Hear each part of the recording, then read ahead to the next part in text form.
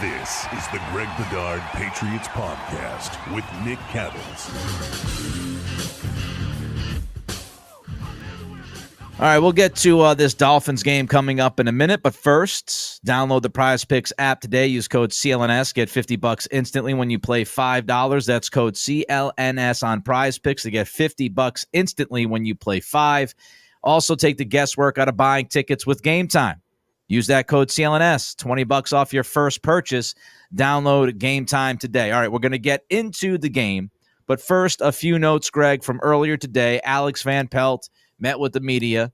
The first note is Brian Hudson, practice squad center, took all the first team reps yesterday at practice. Should we just pretty much consider it a given that Hudson will start at center on Sunday and Nick Leverett is not going to go? Or is that too much to glean from that? Yeah, I think that's too much. I do think that he needs some recovery time. I do think that Leverett talked to reporters and indicated that he's going to be okay. And by the way, let me just tell the listeners, if I sound a little bit off today, I just got like 3 vaccines yesterday, and I feel like a truck ran over me.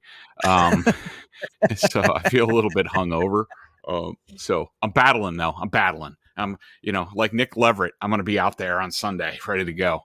But I think Leverett's going to end up going. It's not unusual that on a Wednesday, maybe takes a step back. Now I would assume he'll ramp things up today, and then it's all, how does he feel on Friday? So that's normally how these things go. Yeah, I got the flu vaccine yesterday. I'm feeling okay. And I got COVID a couple weeks ago, so I'm good for like 6 months with the COVID stuff. All right, speaking of the offensive line, Greg, I found this interesting. Van Pelt said today that offensive line instability is not going to impact Drake May's timeline. And I tweeted this out a little while ago at Nick C Radio if you want to follow me. I tweeted this out. The messaging, Greg, if you go back, so they've told us that May outplayed Brissett in camp. Then last week, everybody's talking about how May is lighting up practice. They feel like May is ready enough to take over for Jacoby if Jacoby got hurt on the first play this Sunday. And Jacoby, obviously coming off of his worst game on Sunday against San Francisco. If it's not the offensive line, then why is May not playing? Like, at first, to start the season, I would say, well, because May is not as ready as Jacoby, but that's a tough argument to make after Sunday. Yeah, I hear you, Nick. And I don't want to get too specific on this because I don't want to, reveal my sources or get anybody in trouble. But let me just say that, digging around the team, I was told that May's not ready, that, ideally he's not ready. There are some things, and yes, I'm being intentionally vague. There are some things associated with the offense that he still is working through. So I don't think he's there. I mean, I think it was termed to me that similar to what Rappaport reported on the weekend, I was told he's kind of a ways away. Of course, one more bad hit to Jacoby Brissett and he could be out there. And I think they're going to have to simplify things if he goes out there. And I think it'll be fine. And I do think, similar to what we talked about the other day, Jacoby is not playing well. He's been playing worse by the week. Some of that could be the pressure. But the film isn't going to lie. And, once you get 2 of these games back to back, that's why this game is so important. I mean, not only to Brissett, but Mayo and Van Pelt. To me, Nick, they have to win this game. If they don't win this game, it's going to be big trouble next week. And I do think so that would drop them to what, 1-4. Yeah. I've heard Tom Curran talk about he thinks the timeline is when they're 6 games under 500 or something like that. I don't necessarily disagree with that. I think it's more of a mid-season thing for May. But, of course, like we talked about, I mean, Brissett could not get up one of these times. And I'm sure he's dealing with a lot of stuff that we don't know about. because he's so freaking tough. But just in general about Drake, I think some of the stuff last week about how good he looks in practice, I think some of that was a byproduct of the, reporters doing their jobs and asking a lot of questions because there was a long layoff. And what else is there to talk about on this team other than the third overall pick sitting in the garage? But from what I heard, I think physically he's doing well. I would say as far as playing quarterback in this offense, there are some things that they want to see more improvement on before, really giving him, that starting opportunity. Should have signed a veteran like we talked about earlier in the week. Swing and a miss on that. Bad management. So the other guy who I find to be interesting here with this offense as we get ready for the game on Sunday is Kendrick Bourne. He's back at practice yesterday. Everybody was talking up his vibe. Van Pelt said the vibe was different. Bourne just told the media a few moments ago that he's kind of limited right now, so he can't do everything. He then said, well, I can do everything, but I have a count, so I'm just trusting the process. Does Kendrick Bourne play on Sunday limited snaps, or do you think they take at least one more week to get him back on the practice field and see if he continues to get better? That's a great question. I think, a lot of it would come down to, special teams and sort of depth and things like that. And, does the center position and what's going on there, like Hudson's probably going to be up. Does that affect things? How does that all shake out? I mean, I think ideally Kendrick Bourne gets out there and he plays probably, I don't know, max 20 snaps, get him a few design touches. Now, can Alex Van Pelt actually do that? That's a whole nother topic of discussion. But I think ideally, Kendrick needs to get out there, get back into game action. It's been a long time and just, get his feet wet. And I just think where they are, I think there's a benefit to that where, I'm not really worried about, oh, geez, well, they need a gunner on punt team because of X, Y, and Z. I think it's more important to get Bourne out there because like I talked about the other day, I'm really hoping that once Bourne gets back into the mix, we start seeing some trips with Bourne and Douglas and Polk and sort of to me, that's where the offense, when they're not running the ball, at least a passing offense needs to go through. Van Pelt needs to work some magic off of those three guys. One more receiver question for you. Van Pelt was asked about Javon Baker today. He said he has the talent to play, but Van Pelt wants to see him line up correctly and run the right routes before giving him more snaps. Are we at the point now, week 5, where we might as well just chalk this up as a lost season for Javon Baker? Are we there yet? It could be. From what I'm hearing internally, I don't think they're exactly thrilled with him. Nice. And this is, awesome.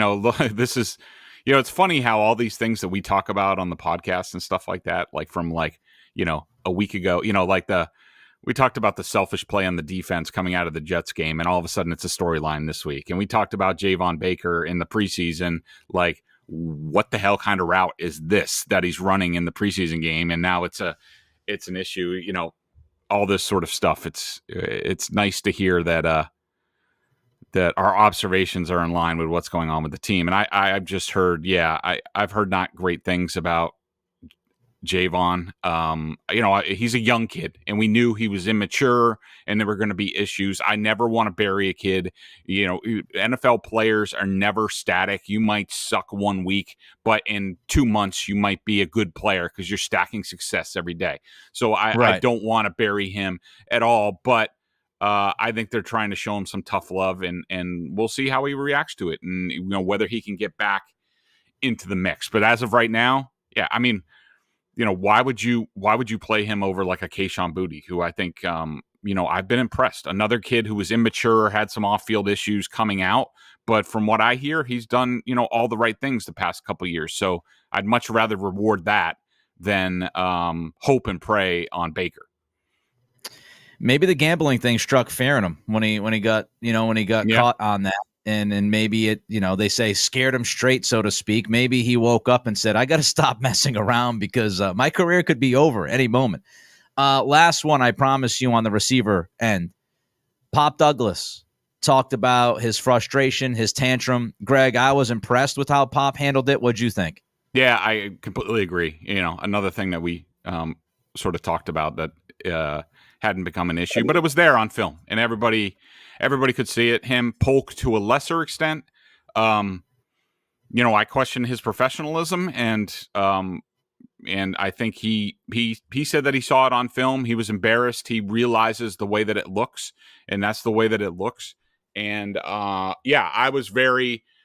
Pop's a kid who, I've been impressed with him, the whole time that he's been here. And, being a professional is a big thing. And I think probably Jerod Mayo probably had something to do with it and, talked to him and, related to him, one-on-one. But I thought it was extremely impressive, and it gives me hope. Not that I didn't have hope for Pop, because I do think he's really good, and I do think he needs to become more of a focal point of this offense. But for him to react that way and say he's going to be better, and basically people who are my fans, they don't need to be seeing that. That's really good stuff by Pop. I'm very encouraged. Big fan of Pop Douglas. I am a big fan of Pop Douglas. All right, let's jump to the defense. For a couple of different things, because DeMarcus Covington also spoke with the media. He said as far as Marte Mapu and Sion Taki go, it sounds like Mapu might be ready to contribute earlier. Doug Kai tweeted this since he was in the defense last year. Covington said the Patriots are still getting to know Taki on the field. Do we see one of those two guys? Do we see both of those guys? If we see one or two of those guys, how much do you think they could play, Greg? Yeah, I do think guys need to be in a pitch count. I think that I do think that Mapu stands a better chance of being part of this game and being part of a package. Make no mistake, they need both guys. With some of the stuff that was apparent on film against the 49ers, the Patriots were slow. When you're slow at middle linebacker, you're a slow defense, and that's out there on film for everybody. I mean, look, it's not Jelani Tavai's fault that he had to be put in that position. He was doing his best for the team. It's just not his thing, having to be 25 yards down the field and carrying Jawan Jennings or Deebo Samuel down the middle of the field. I mean, he's not going to look good doing that. But I do think, I'm hopeful that Taki can at least come in and do some special teams and be a depth guy at linebacker. I mean, his bag is kind of, being a smaller, quicker linebacker who I think can help in some of their sub packages. And Mapu, if he can stay on the field, ideally, he's a middle of the field safety linebacker hybrid that can replace a Tavai and be in there and sort of be the pass defender down the middle of the field. And so, I'm hopeful that both of those guys can start to get their feet wet, similar to Bourne, because I do think they can help a lot, with some of the issues on this defense. And they can also, both of them are also pretty good blitzers and can come from the second level. And I think that's something they need to do, along with, what I wrote for today was, and we talked about it last pod, the Patriots need to start playing more man coverage. Their zone coverages have been terrible compared to last year. And look, Tyreek Hill and Jalen Waddle aren't the ideal guys to do it against, but you kind of want to make Snoop Huntley make some throws, which we'll talk about. But I think all those guys can help the Patriots do that in terms of playing man coverage and also rushing the passer. Last one from Covington. I want you to let me know if you agree with this or disagree with this statement. Covington told the media, this is from your buddy Mike Giardi on Twitter. Covington says the Patriots are, quote unquote, winning the rush and causing quarterbacks to escape the pocket. That's where the trap rush has failed, meaning others haven't kept the quarterback caged in. Do you think, Greg, that the Patriots have been winning the rush, and have they been winning the rush enough to your eyes? I would say it's been inconsistent. I'm not going to totally say he's wrong. Certainly there are times, where it's just not working in tandem, both the initial rush and the quote unquote trap rush. But it needs to be a lot more consistent. I mean, I do think Keon White is winning his rushes. I think Ekwale's done a good job at times. Dietrich Wise has done a good job at times, but they just have to be a lot more in sync. I mean, I do think they're going to need to start blitzing more. The 4-man rush against some of these teams is just not, working out, but we'll have to see which direction they go. All right, we'll get into this Dolphins game, but first, Greg's going to get into his prize picks this week. PrizePicks is America's #1 daily fantasy sports app with over 5 million active members. PrizePicks is the easiest and most exciting way to play daily fantasy sports. All you do is pick more or less on 2 to 6 player stat projections and watch the winnings roll in, like I have the past 2 weeks. You can now win up to 100 times your money on PrizePicks with as little as 4 correct picks. Okay, there's a lot of pressure building. 2 straight weeks of hitting my PrizePicks. I will just say up front, if I was just playing, I would probably sit out this game because I don't feel great about anything. I think these are 2 teams that I don't know what the hell is going to happen on Sunday. And I think PrizePicks also doesn't know what the hell is going to happen on Sunday because their options for Dolphins and Patriots players were limited this week. But I did make a pick. And so we'll see if we can make it 3 weeks in a row. I only did 3 picks, and there's no free square this week, but I did 3 picks, $20 to win $280. I did Jalen Polk more than 26.5 receiving yards. He had 30, I think, last week. Every week he's been getting a little bit more. Now, if Jalen Ramsey is on him all day long, I don't feel great about it. But I'm hoping, can they just put Tyquan Thornton on and just let Jalen Ramsey run down the field? I mean, I just think they got to get touches for Polk. I went Tyreek Hill more than a half rushing and receiving TDs. I was looking back his history with the Patriots, of course, different head coach, different defensive play caller. He's pretty much averaged a touchdown a game against the Patriots. And they are running a lot of their offense through Tyreek. They're getting him touches, and I don't feel great about the discipline on the Patriots. So I think, him or Waddle are going to bust one, whether it's running or receiving. And Antonio Gibson, over more than a half rushing and receiving TDs. I'm going with, Ramondre Stevenson, probably going to sit a little bit. Gibson's going to get more touches. I can't see down on the goal line them putting Stevenson in unless Gibson is tired to all of a sudden, let's put the fumbler in on 1st and goal in the 5. So roll him out. And I would really, really like to see Antonio Gibson get more action in the pass game, like we saw the 50-yarder late in the game. He's a matchup issue, and I think that can be exploited. Download the PrizePicks app today and use code CLNS and get $50 instantly when you play $5. That's code CLNS on PrizePicks to get $50 instantly when you play $5. You don't even need to win to receive the $50 bonus. It's guaranteed. PrizePicks, run your game. Greg's so excited about his PrizePicks, he punched his microphone. Yep. All right, so let's look at this matchup on Sunday. Let's start with Alex Van Pelt, his brain trust, and how they might attack this Miami defense. What are you thinking, Greg? Yeah, so a couple of things stood out, watching some film. I know the Dolphins are having injury issues. They just lost Jalen Phillips, so they're probably going to have Chop Robinson out there. He's a rookie, right? Yes. Rookie out of Penn State. Yep.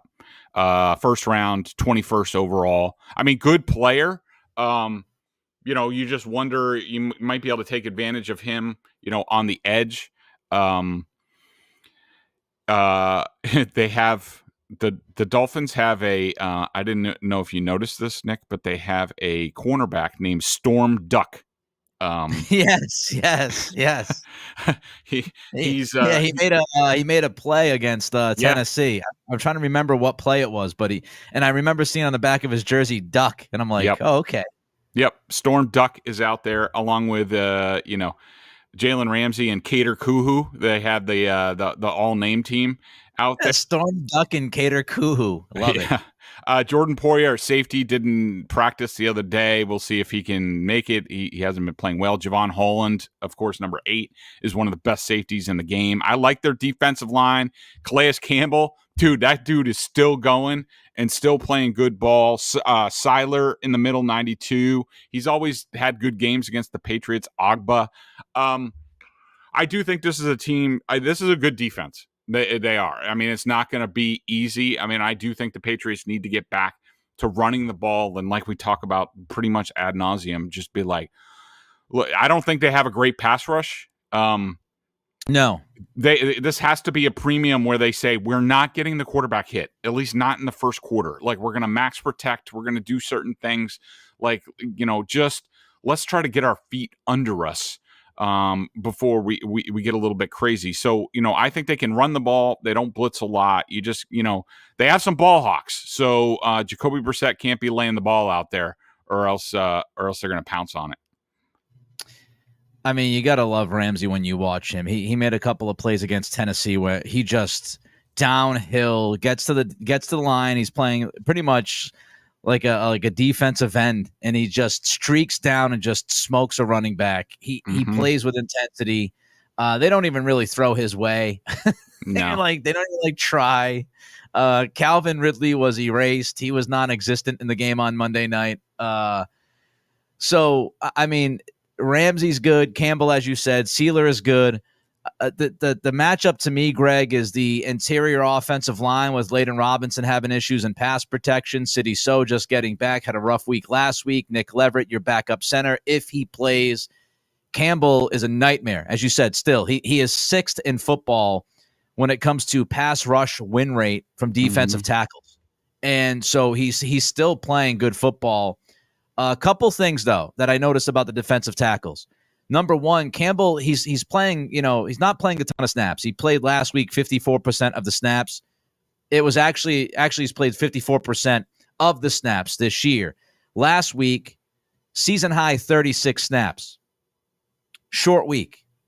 So they're managing him. How much is he actually going to play?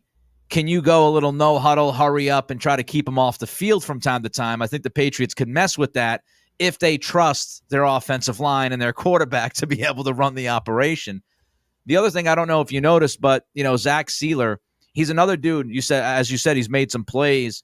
He's top 20 in pass rush win rate. So you got 2 defensive tackles on this defense, 2 of the top 20 interior defensive linemen when it comes to pass rush. That could be a problem in this game, but I don't know if you saw it. I saw it.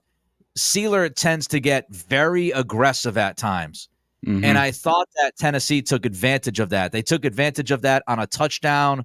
I thought it was a nice play call by Callahan where they had Spears and the Wildcat, and they ran like a fake jet sweep to Pollard, and Spears kept it. And Seiler just was like all gas, no brakes towards Spears. It just like arm tackle, whirling dervish, 95 miles an hour. And Spears did one little move to the left, and Seiler went flying right by him. Where'd who go? There was another play in the Tennessee game where, again, Seiler just got caught. But he's just like streaking. He looked like Uche last week on the Mason touchdown run. He's just like streaking down. So I do think they can take advantage of Seiler's aggressiveness downhill if they pick the right spots. And I agree with you on Gibson. This run defense for Miami is difficult. They're just doing a really good job when it comes to stuffing runs and all of that. But I thought Spears gave Miami a little bit of an issue. Yep. And Spears is similar. Spears is quicker than Gibson. Yep. But Gibson is similar to Spears. And I think Gibson, he has the opportunity with his elusiveness and that quickness. I think they could find some opportunities against the run defense. It's not going to be easy. I agree with you. The defense is good. But I do think they can find some opportunities there. All right, before we get to the Patriots defense against this Dolphins offense, Greg, tell them all about game time. It's that time of year, football season. It's nice and cool outside. Yeah, I got to get out to a game. College. Tomorrow's 80, by the way. Tomorrow's going to be like tomorrow's going to be 75 to 80. The hell's going on? So, I mean, get out of the house and get to a football game, whether it's college or pro, and make sure you use Game Time to do it. Game Time has a new feature called Game Time Picks that makes getting tickets to see your favorite teams play live even easier. Game Time Picks filters out the fluff to show you only incredible deals on great seats so you don't have to waste time searching through thousands of tickets. I love the all-in pricing. Toggling this feature shows the total upfront, no surprise fees at checkout like those other rat bastards ticketing. Seat views, get a panoramic view from your seat in the app before you buy. That's a must for me. I wonder how the deals are. I assume there's pretty good deals for Dolphins Patriots this weekend, so make sure you check it out. Download the Game Time app, create an account, and use code CLNS for $20 off your first purchase. Terms apply. Again, create an account and redeem code CLNS for $20 off. Download Game Time today. What time is it? Game time. All right. Pat's defense. Blown assignments, gave up some big plays against San Francisco last weekend. Kyle Duggar likely not to be out there. Your thoughts about how they match up against a Miami offense that frankly, Greg, going in, I think the biggest question to me is the Dolphins offense looked absolutely lost on Monday night. Mm-hmm. And they haven't been good leading into Monday night, but we also have to understand and appreciate the fact that they've played 3 quarterbacks in 4 games, and Huntley pretty much just got there. So the first question before you get into breaking it down, I want to ask you is, if you're Covington, because Covington said today, look, I'm not gonna get fooled pretty much by the tape on Monday. They still got Hill, they've got Waddle, they've got fast running backs. If you're preparing for this game as Covington is, and you look at Monday, how much do you say to yourself, all right, what happened on Monday was kind of a thrown together plan with Huntley, and now that they've had a full week and he's, could they change some of what we saw on Monday, and should the Patriots anticipate a little bit more exciting of an offense from the Dolphins on Sunday? Well, here, I'll put it this way, Nick. Watching the Dolphins on film, Mike McDaniel still does a lot of really good stuff. There's, all the motion. He moves Tyreek around. He'll be a running back. He'll be in, fast motion. The Dolphins lead the league in motion at the snap. We talked about it the other day. The Patriots are last. I think the Dolphins are over 50% motion at the snap, which to me, it stresses the defense. And right now, the Patriots aren't exactly sound in what they're doing. We've seen in every game, we've seen busts. And I do think watching the film, there was it's hard to explain, but Mike McDaniel was doing a lot of his stuff, especially in the ground game. I do think that there were a lot of opportunities there. I think if he had a better quarterback, I think the Dolphins, would have done some more good things in that game. I thought they came out. It got worse as the game went on. You had freaking snaps before the quarterback was ready. They looked like a crap show as the game went on. But the bones of the offense of being really good and being explosive, it's there. This is my issue with the Dolphins and where they are right now. And I know McDaniels is getting a lot of heat. Their personnel is getting a lot of heat for not having a better backup for Tua. I understand all that. All that stuff's valid. But to me, this is the whole matchup of the game. I think the Dolphins' offensive line stinks out loud. They are horrendous. Patrick Paul, who we talked about, he was in that group of offensive tackles, bottom of the second round to the top of the third before the Patriots took Caden Wallace. I think he went to Houston. He was one of those guys on the list. And I don't know if, Taron Armstead's supposed to be out there. Of course he's hurt. This is what happens. Everybody clamors for, let's sign this old guy who breaks down after 2 games every single year. Let's get this guy. And then you're left with, a rookie who's not ready to play. Patrick Paul looked awful on film. And, Robert Jones, the left guard, has a nice reputation. I think he stinks. Eichenberg, the right guard, he's okay. Austin Jackson, the right tackle, has always stunk. It just the lack of athletic ability and cohesiveness. to me, that's what's holding the Dolphins back. It's not the play calling. It's not the quarterback, even though, Huntley could do more. It's the offensive line. They're a complete disaster. Mike McDaniel is trying to get, as opposed to Alex Van Pelt, he is trying to call plays, scheme up around the offensive line, and he's doing some really good stuff, but it's not working because they're that bad. So to me, the Patriots have to own the Dolphins offensive line, and I think they should. I think Keon White's going to have a huge game. I think all those guys are going to have a huge game. I worry about Uche on the edge. I don't like the idea of him playing. Hopefully Jennings is back this week because I'd really much rather have him out there and just let Uche be a pass rusher. But to me, if the Patriots are going to win this game, they are going to win the battle against a Dolphins offensive line. They should dominate. Yeah, Armstead, I think, concussion. He was limited at yesterday's practice, Wednesday's practice. Looks like he could be on track to return on Sunday. We'll see. I agree with you about Patrick Paul. He was a train wreck. The thing that stood out to me is that I think the Patriots can play some games if they want to every once in a while. Let's see the right tackle. Is that Arthur Jackson? Is that his name? Austin Jackson. Austin Jackson. He got absolutely torched twice when Tennessee had some simulated pressure. And they totally messed with the right side of the line. And he looked like he was lost. And the second one was late in the fourth quarter, which resulted in the safety. I mean, he was totally confused. He had no idea what to do. So I think Covington can play some games up front. He doesn't have to do it a ton, but I do think they can catch Miami at opportune times by screwing around a little bit with, simulated pressure, having defensive linemen drop back and send a blitzer from, safety or corner. They can mess around with some of those games. They are having, when I think of a Mike McDaniel team, Greg, it's similar to Shanahan. It's similar to Ben Johnson in Detroit, running football. Sean McVay, running football. Mm-hmm. They need their run game, and their run game has been trash this year. They are getting murdered in the run game. So because they're not having a great time running the football, they are just miserable when it comes to third down offense. And so, when you look at it, Miami's 25th in football on third down offense. They're worse on third down defense. I do believe so. So when you look at some of these, run game issues, actually, sorry, it's the absolute opposite. Miami is really good on third down defense, terrible on third down offense. So, you've got to be able to slow down that run game. And I think, as you mentioned earlier, Tyreek Hill on the edges, you're going to see jet sweeps.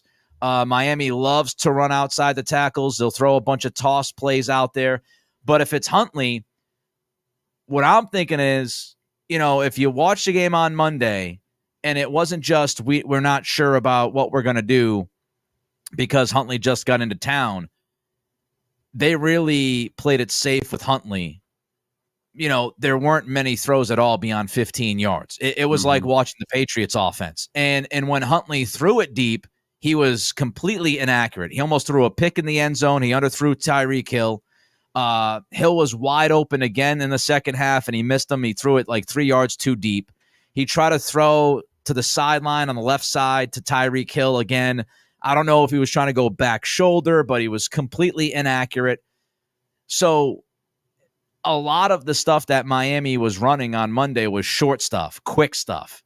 And, I just think if the Patriots get a little bit more aggressive in that front seven and they play 5 guys on the line every once in a while, if they play that more often, and they decide, as you said, I would put Gonzalez on Waddle 1-on-1, and I would double Tyreek Hill. Yeah. And I'd say, all right, we're going to go after Huntley a little bit. They're not running the football well. We're going to be aggressive up front, and we're going to trust our cornerbacks because this offensive line will collapse. Huntley will make a mistake, and he can't beat us deep consistently. So that's kind of how I would do it if I were Covington, but obviously I'm not. So we'll see how it all shakes out. A couple quick updates on the Dolphins. Just seeing some reports. So Terron Armstead and cornerback Kendall Fuller were present at practice today. So they're optimistic that they could play. Mostert was also back out there. He hasn't played since the first game of the season. Poyer was not out there. They are thinking about activating Odell Beckham Jr. For this game. So yeah, that's just sort of a little update. Veteran Marcus May would sub for Poyer if he can't go. Yeah. Before we get to the pick for this week, I just want to highlight this because Dakota Randall, and I know you just reposted this, Dakota Randall quote tweeted Greg's tweet from earlier in the week showing that crazy Jabril Peppers play when the Patriots are getting smoked and Peppers just doesn't give up on the play and he chases Mason down. I mean, it's just go to Greg's Twitter. It's really why I will always and forever love Jabril Peppers. He's like my favorite player on this team. And apparently Jerod Mayo showed that play to the entire team as an example of like, look at this guy. This is what we want. And Peppers said about the play, it just comes naturally for me. Ever since I tore my ACL, you never take no play. That's double negative. You never take a play for granted. That play didn't even matter. They kind of had the game won already, but it's just like to the final whistle. Try to lead by example. I think Jabril Peppers is a national treasure. All right, before we get to the pick this week, I want to remind you, $50 at BSJ for the year. Bedard Giardi doing great work as always over there. Also, PrizePicks. Greg's told you. He's proud as a peacock walking around with his chest out. We'll see if it continues this weekend. CLNS is that code, $50 instantly when you play $5. And, of course, our friends at Game Time, if you want to check out the Dolphins and Patriots this week, this Sunday, you can go use code CLNS for $20 off your first purchase if you haven't used Game Time yet. So thanks to all of those who help the program. All right, spread. Patriots giving 1.5 to the Dolphins. The over-under is 36.5. The weather, 67 degrees and sunny, 6-mile-per-hour winds. So the weather is supposed to be absolutely gorgeous. Weatherman. Yeah, absolutely gorgeous on Sunday. I'm looking for a full-time job. You never know. Put me in front of a green screen. Crazy shit can happen. All right, so let's get to the pick. I will pick first because you picked the last 2 weeks. I will also point out that so far this season, Greg is 2-1-1 against the spread. I am 3-1 against the spread. We are both, I believe, 3-1 straight up. Yeah. So I think this is going to be an ugly game. Shocker. And if you're going to the game on Sunday, do not anticipate lots of offense. To me, the difference is the Patriots are home. The Patriots are better in the red zone. And I think Huntley will turn the football over at least once, and I think Brissett will take care of the ball. I'm going with the Patriots. My final score is 17-13. I don't think either team reaches 20, so I'm going 17-13. Patriots win the game by 4. They improve to 2-3 on the season. Greg, what do you think? So, yeah, I think this could be ugly, and this could be really ugly. And I just want to bring people back in time a little bit because this game could it reminds me of this one and possibly what we see. So, 1988, I would have been 14 years old, and I was a Dolphins fan. My dad had season tickets, and we went to. There was a Sunday night game, November 20th, 1998. Dolphins hosting the Patriots. It was Sunday night, start time 8:00 at the Joe Robbie Stadium at the time. I remember, so my dad, because through his work, he had club levels tickets. So we were in that, at the time, you remember, it was like the aqua seats at Pro Player or Joe Robbie Stadium. And we're there, and next to us, like a section over, was Jimmy Johnson's University of Miami football team. I think that was like Daniel Stubbs. Probably, I don't know if Alonzo Highsmith was on that team, but they were about to play in the national championship game. In like a month, they were going to play in the Orange Bowl, and I think they won. And then Johnson went to the pros. So this game was absolutely freaking horrible. I mean, this was on national television. It was like ESPN or whatever it was. It was horrible. It was. At halftime, it was 3-3. Great. The Patriots, thanks to two, I've never even heard of him, Jason Starovsky field goals, won 6-3. Tony Franklin kicked for the Dolphins. Barefooted Tony Franklin, who used to kick for the Patriots, if I'm not mistaken. At halftime, the football was so bad that Jimmy Johnson got his team and left. They left because he didn't want his team watching that. So part of me wants to pick 6-3 again, but I'm not going to. Similar to you, I think there will be some offense manufactured in this game. I like the Patriots. I'm too afraid to think about the alternative, them being 1-4 and losing to this ass Dolphins team right now. So I'm going Patriots 17, Dolphins 14. Oh, I got 17-13. Greg's got 17-14. All right, my dog's losing her mind. She wants to eat. All right. So I got to run. He's Greg. I'm Nick. Everybody enjoyed the game on Sunday. We're back early next week to discuss what is certainly, if you just listen to Greg Bedard, going to be a fantastic and exciting football game. We just cannot wait for this. Until then, be well.